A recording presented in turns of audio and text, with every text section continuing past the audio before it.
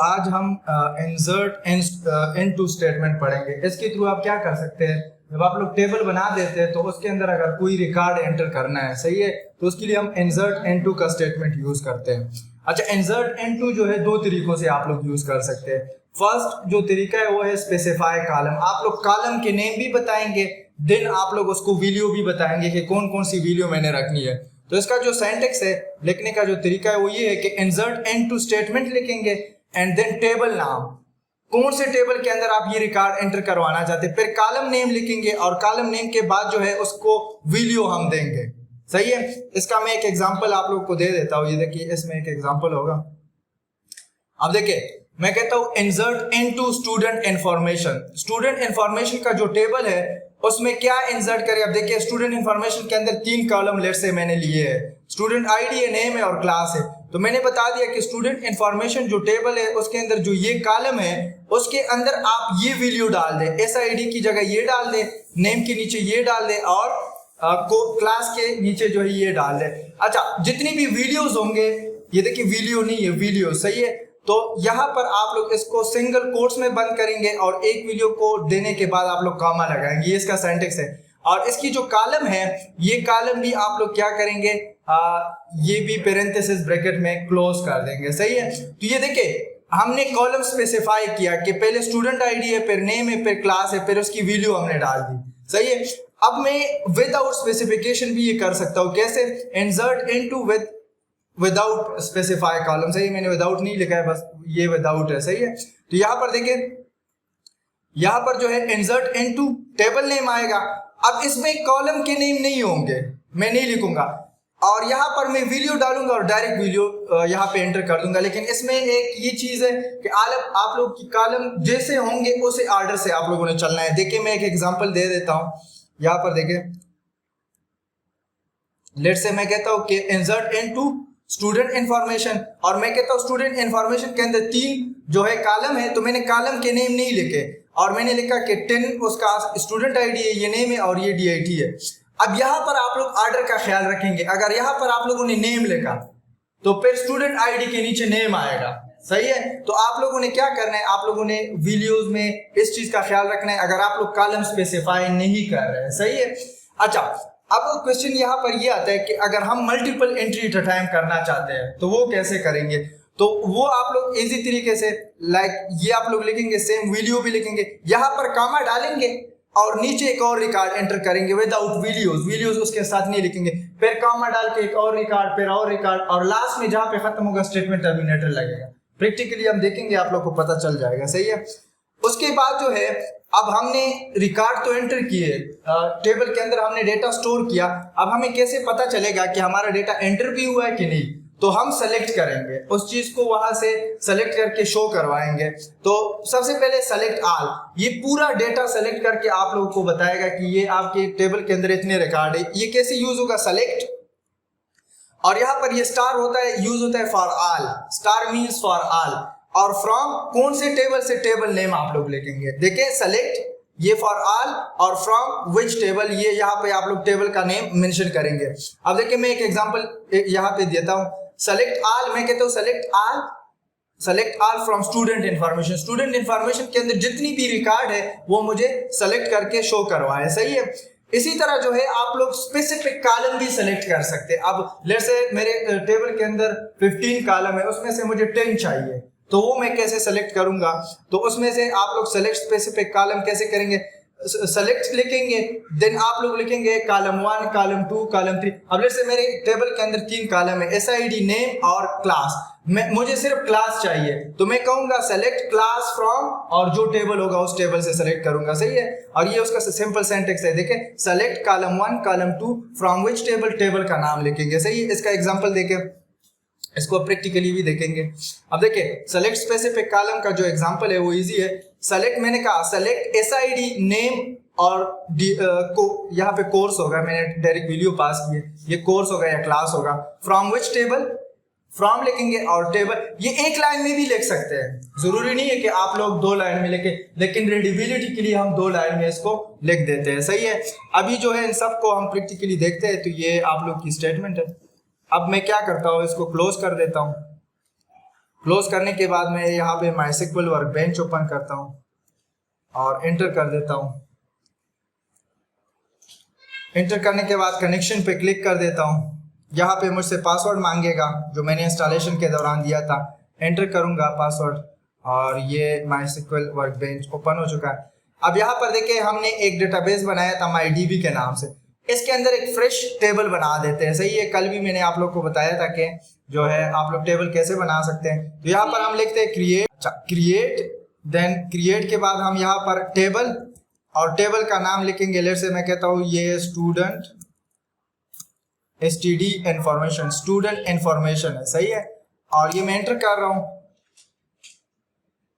अच्छा, ये क्यों काम नहीं कर रहा? क्योंकि हमने डेटाबेस सेलेक्ट नहीं किया है। तो हम यूज करेंगे यूज कीवर्ड, और कौन सा डेटाबेस है? MyDB, माई डेटाबेस। ये इसके अंदर हम टेबल बना रहे हैं क्योंकि ये एक्टिव नहीं था, इसी वजह से वो काम नहीं। कंट्रोल एंटर कर रहा हूँ, ये क्वेरी एग्जीक्यूट हो गया और ये सेलेक्ट भी हो चुका है। अब मैं क्या करता हूँ, इसको डिलीट करता हूँ और यहाँ पर लिखता हूँ क्रिएट टेबल, और यहाँ पर मैं कहता हूँ या यहाँ पर STD info, और यहाँ पर मैं क्या करता हूँ डिफरेंट कॉलम के नेम।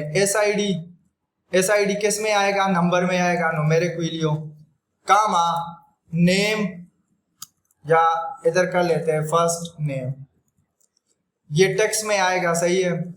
या आप लोग की VHR में आएगा, सही है। तो वो भी टेक्स्ट आप लोग यूज करें तो अच्छा रहेगा क्योंकि फिर आप लोग को पता चलेगा। और यहाँ पर लास्ट नेम एंड यहाँ पर हम टेक्स्ट लिखेंगे। देन यहाँ पर जो है क्लास में लिख रहा हूँ, सही है, या कोर्स कर रहा हूँ, और ये भी मैं टेक्स्ट करूंगा। और लास्ट के साथ हम कामा नहीं लगाएंगे, ब्रैकेट बंद करेंगे और स्टेटमेंट टर्मिनेटर। ये देखिए ब्रैकेट ओपन, यहाँ पे क्लोज, स्टेटमेंट टर्मिनेटर। ये हमने कॉलम बना दी। स्टूडेंट ID, इसके अंदर numeric type of value store होगी। फादर ने फर्स्ट नेम और लास्ट नेम के अंदर टेक्स्ट स्टोर होगा, टेक्स्ट टाइप ऑफ वैल्यू। और यहाँ ये इसकी डेटा टाइप है, सही है, मैंने बताया था प्रीवियसली।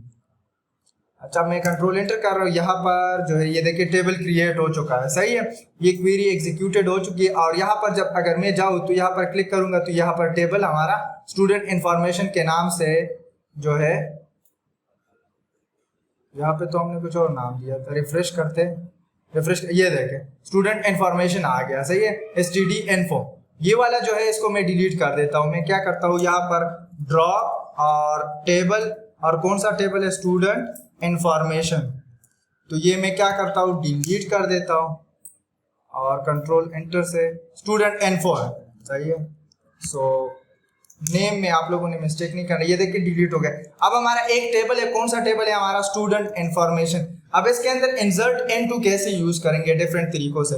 तो हम यहाँ पर लिखेंगे इंसर्ट इनटू, और कौन सा टेबल है? उस टेबल का नाम हम लिखेंगे STD info है। और यहाँ पर जो है मैं कॉलम, इसके अंदर कौन कौन से कॉलम मैंने रखे थे? SID मैंने रखा था, फर्स्ट नेम मैंने रखा था, लास्ट नेम मैंने रखा था, एंड देन यहाँ पर कोर्स रखा था, सही है। अब मैंने बता दी कि इसके अंदर ये कॉलम है।